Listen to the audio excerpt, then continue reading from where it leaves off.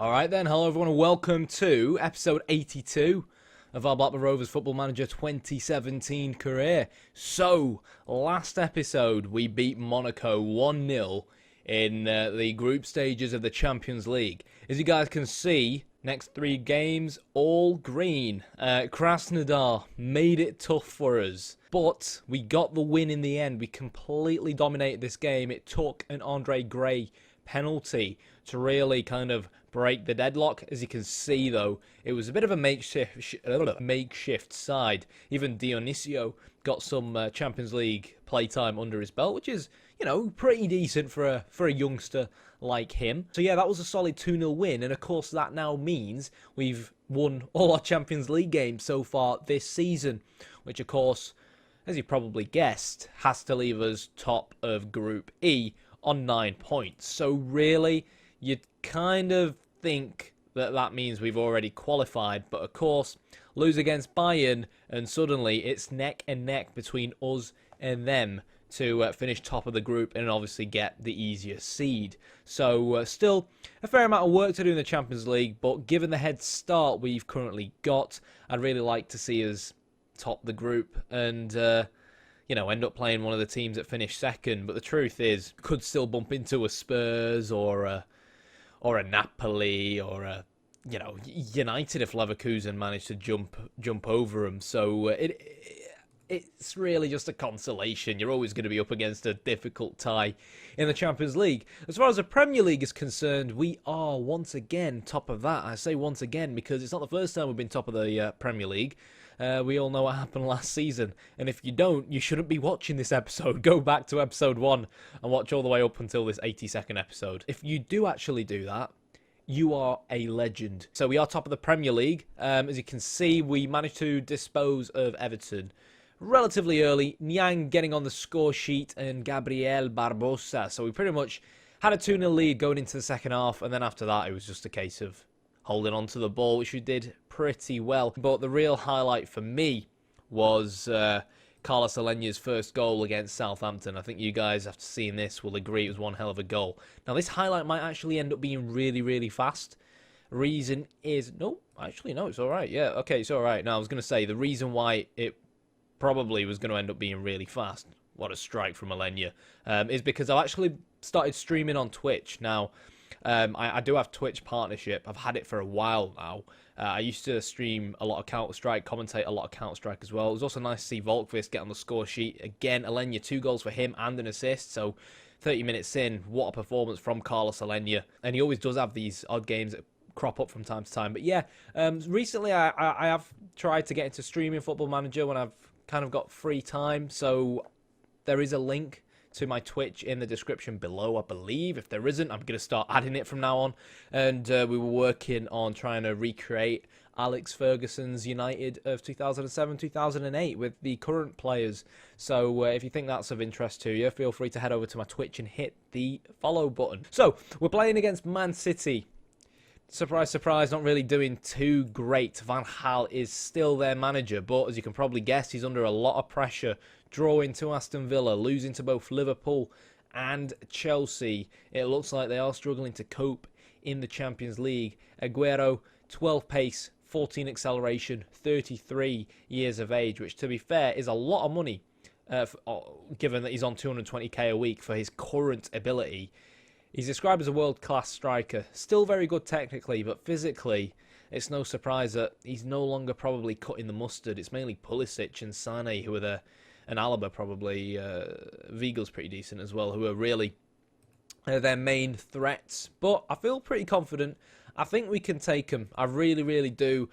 In recent years, we've had a very decent record against Man City, even though they love splashing the cash. And particularly against Van Gaal, I've got a pretty decent record against him as well. So, let's stop talking about it. Let's jump straight into the game. And, yeah, hopefully get another 3 points on the board.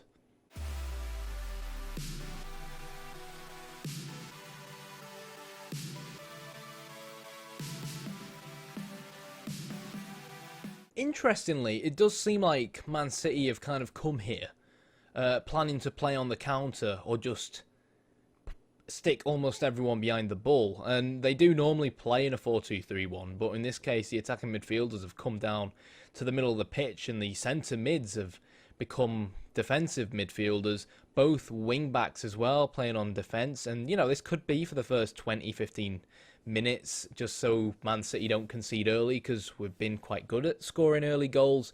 But the question is how we're going to try and counter this. As far as our instructions are concerned, we're going to try and retain possession, but not really change too much, because we do start off with the counter mentality.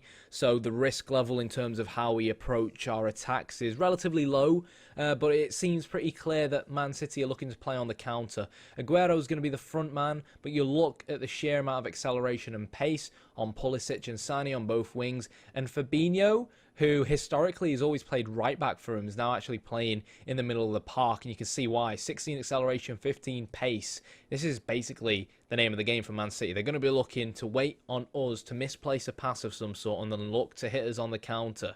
For that reason, we're sticking with IWBs. Don't want these guys to get too adventurous, because if these guys get adventurous and we lose a ball, we got problems. But generally speaking, I'm not really worried about Callas and Volkvist. You'll be pleased to hear as well that Volkvist no longer wants to leave to join PSG, which is good, which means it's only Douglas who's, you know, the real sulker at the moment at the club. But that's the name of the game. That's the plan at the moment. We've got three in midfield, so have they, so I think we should be okay. I am kind of actually glad that they've gone with this deeper approach. I feel like it suits us a lot more and gives Douglas less work to do, which is good. So more breathing space for our midfield. Okay, here we go. Premier League game. Demand more. In terms of possession, it's very even. Man City have had 3 shots on target. I'm intrigued where them shots came from. I assume they're going to be shots from outside the box. Yeah, given how deep they're playing. But it just goes to show the ability they have when they can still hit the target with players like Weigl and Alaba, you know, from that kind of distance. But it probably explains why they've not exactly been key highlights. But I think we probably need to do something to try and change it up. So, yeah, we're going to actually play with a higher line, try and constrict the midfield a lot more. I'm not really too worried about Aguero's pace. And just going to basically turn these two off. We'll stick to the counter for now. We've given our lads a little bit more freedom going into the last 10-15 minutes of this first half. It looks like it is going to be, well, this has been incredibly entertaining, hasn't it? And it's one of them scenarios where it's very difficult for me to really pinpoint what's going wrong, which is a shame because this, on paper, should be a really fun game. It's difficult for me, you know, to pinpoint what's going wrong because we've not really seen any instances of their attacks, and we've not really seen anything from ourselves.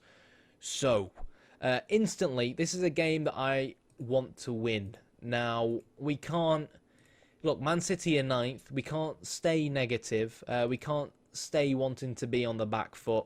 And for that reason, we're going to change to fullbacks. Hopefully, just, you know, getting a few men forward down the wings gives us that extra passing option. Don't think we need to change more than that at the moment. But it is risky, of course, given how Man City want to play. But it seemed like Man City have had most of the chances in that first half. And they've not really done much with them chances. So I think just giving them a bit of a bollocking at half-time like we have done should hopefully see us come out into this second half a little bit more positive. No formation change coming in from Man City. Again, not really surprising. But hopefully, just our fullbacks, you know, starting to venture forward a little bit more, will start to maybe cause them some surprises. And already, you can see we've got a few more shots on goal. Dear God, this has been a boring game so far, hasn't it? A part of me wants to move Barbosa out to the left. Let's take a look. Have they made any subs? If we move him out to the left, we've got Lirola. He's a very good player. Inaccio's actually come on. So, for that reason, we're going to do that. Going to drop our own tempo and change to a control mentality. Try and hold on to the ball a little bit better, which will hopefully help us. And not look for the overlap. But in terms of...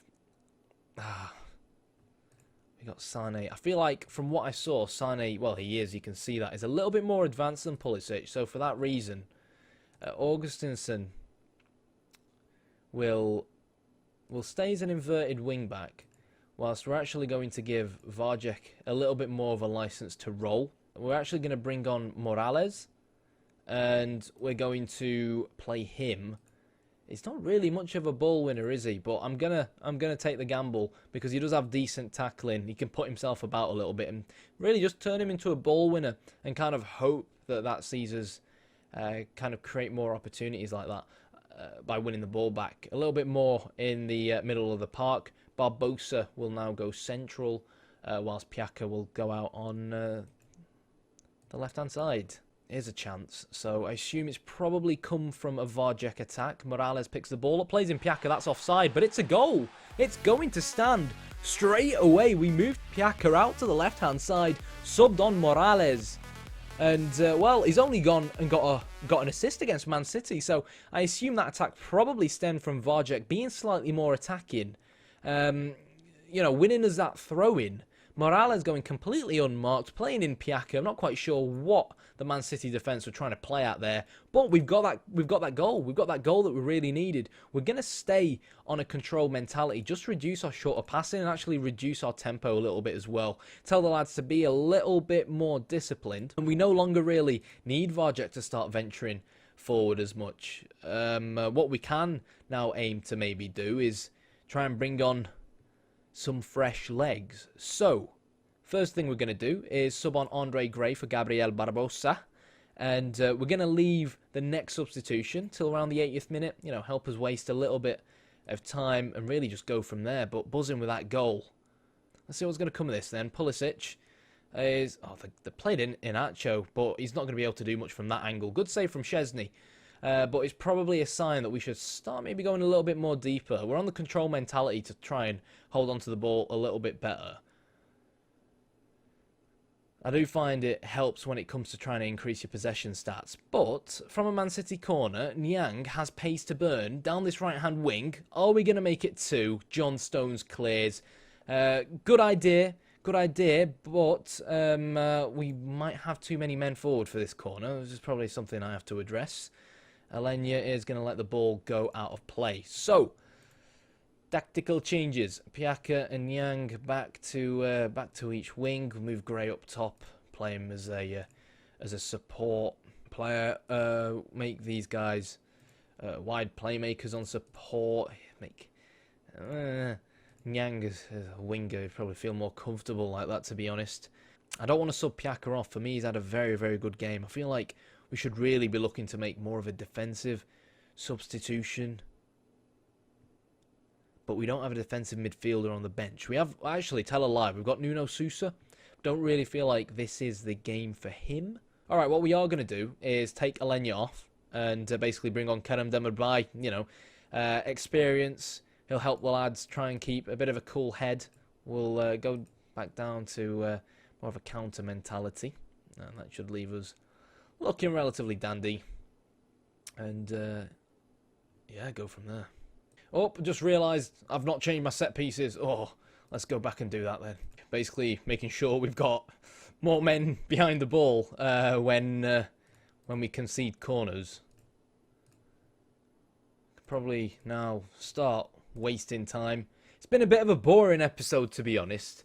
I think the Bayern game, the Monaco game, and this Man City game have been kind of boring games. But, oh, for God's sake, what is this? I've jinxed it. No, he's not going to... Oh, I don't know what Pulisic was trying to do there. Varjek somehow is our furthest man up front, and that's probably a sign of inexperience being shown.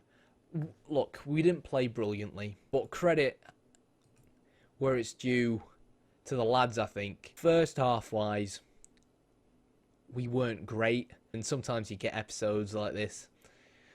You can't have every game being a 5-5 thriller, but I'm really chuffed by the fact that bringing Morales on made such an impact, made such a difference, as opposed to that first half having Marco Rog on the pitch, and you know, just the odd tweak here and there just helped us just about get over the line in the end. So, continue to post-match analysis. We had less shots on target. We just about edged of possession. We did really, really well to hold on to the lead as well. Probably didn't deserve to win that, I'll admit, but a win's a win. So, that leaves us I was looking for us down there for some reason. Top of the Premier League with Naki Wells on the same number of goals as Mauro Icardi. Yeah. So, what's the next episode going to be? I kind of feel down in the dumps because that was a bit of a boring episode. But next episode, I guess we've kind of got to make it Bayern. Then after that, we'll have a cheeky double episode where we play both Arsenal, who are definitely a bogey team of mine. Plus, it's really interesting as well because they're obviously behind us second in the league, so that could be a bit of a 6-pointer this season. Man United without Morata so far haven't had that same kick about them under Mourinho. They've obviously brought in Pedro Melo. He's fast, but technically not that great. In terms of goals that he's scored, he's only for 31 million quid. I think they should be expecting better. Until next time, if you've enjoyed the video, I'm not sure I did, to be honest. It was a bit of a boring game. Hit the like button, hit the subscribe button. 5 clean sheets in a row. Happy days. Let's hope we don't bottle it in the second half of the league like we did last season.